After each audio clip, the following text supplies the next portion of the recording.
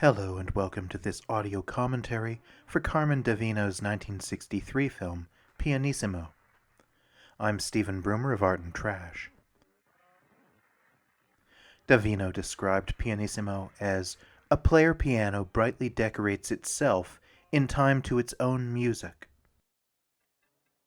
The player piano, already a triumph of automation, is here assigned human agency by the animator. Its decorations a natural reflection of the exploratory, excited operations of the mind. It doesn't simply decorate itself, but the environment around it and within it. A sculptural bust, wine glasses, a phonograph record, a cabinet, its own hammers, pedals, and rolls. The player piano suggests a phantom pianist of unreal facility. A phantom pianist whose bare feet are here imprinted on the pedals and paint. A phantom pianist whose performance might even expand the limits of the body. A player piano can record and play back a human performance, but it relies on punch holes in a scroll, which can also be composed. What this means is that it can perform beyond the limits of 10 fingers and 2 hands. Composers who adopted the player piano as a performer partner, I'm thinking here of Conlon Nancarrow, George Antheil, were making machine art that could automate the rare and complex synchronicity of piano 4 hands and piano 6 hands. I begin with all of this because filmmaker Carmen D'Avino is working with the movie camera, an invention contemporary to the player piano, in a way that transcends the limitations of the body. In its marriage of technique and subject, Pianissimo is a work of machine art, even as it bears a pleasure and joy that is wholly that of its maker, his labors condensed and contained through collaboration with the machine. D'Avino first came to painting through the Art Students League in New York City. He had made amateur films as a teenager, and he would go on to be a combat photographer during the Second World War.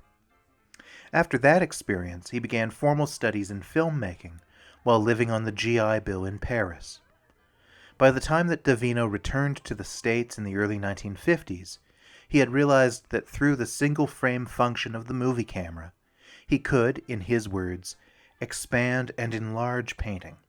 He could take painting out of the suspended moment of the canvas. When we look at a painting, whether it's representational or non-representational, we bring time to bear on it in our own prolonged or pivoting attention, and otherwise we experience it as something arrested in the moment of its completion.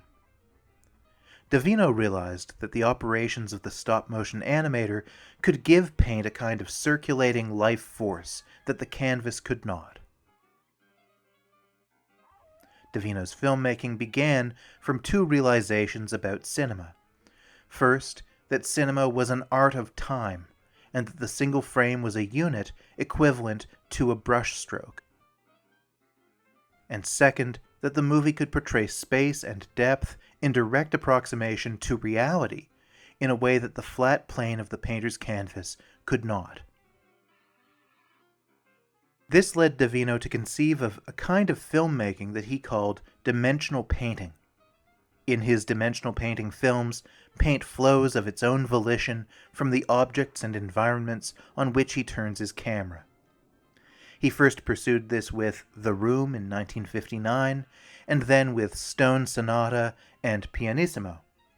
D'Avino alternates between making brushstrokes and stepping away to take a single-frame exposure, which makes for a slow and deliberative process that ironically renders a fast, playful, dynamic result.